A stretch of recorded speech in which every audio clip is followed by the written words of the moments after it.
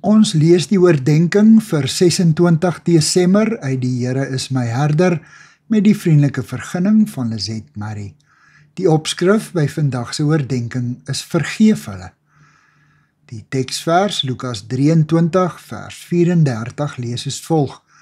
Toe sê Jesus: Vader, vergeef hulle, want hulle weet nie wat hulle doen nie. Vader, vergeef hulle. In hierdie enkele sin lê 'n ewigheidse genade en deernis en onselfsugtige liefde opgesluit. Het die mense wat Jesus gekruisig het regtig nie geweet wat hulle doen nie?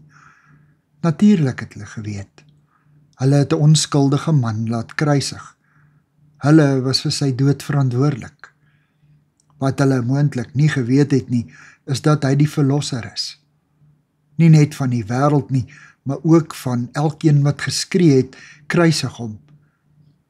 En waarskynlik het hulle ook nie geweet dat hy, die gekruisigde, die Messias is op wie hulle geslagte lank gewag het nie. Tot aan die einde pleit Jesus by sy Vader om mense genadig te wees wat hom nie as Messias erken het nie en hom so minag dat hulle hom dood wil hê. Jesus bly die deernisvolle verlosser. Dis nie God wat uitroep dat die aandadiges vergewe moet word nie, maar sy seun self, wat deur hulle aan die kruis vasgespijker is.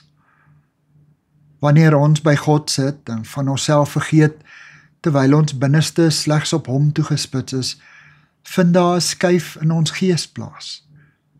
In plaas van vrees wat ons wil laat wegvlug, begin Christus se vergewende liefde ons nader trek. Sy liefde neem ons angs weg en vervul ons diep verborge verlangens. Ons kritiese gees maak plek vir 'n nuwe ontvanklikheid en genaakbaarheid teenoor ander. In plaas van 'n diep gewortelde oordeel, begin ons ander vergewe, soos Christus sy vervolgers en ons vergewe het. Here, dankie dat u kruiswoorde, Vader, vergeef hulle, ook vir my bedoel is. Amen. Dankie vir die saamkuier. Ek deel Lizet se kontak en webblad besonderhede in die inligtingsparagraaf van hierdie voorlesing. Daar is ook skakels na voorlesings van Lizet se ander publikasies wat op hierdie platform beskikbaar is.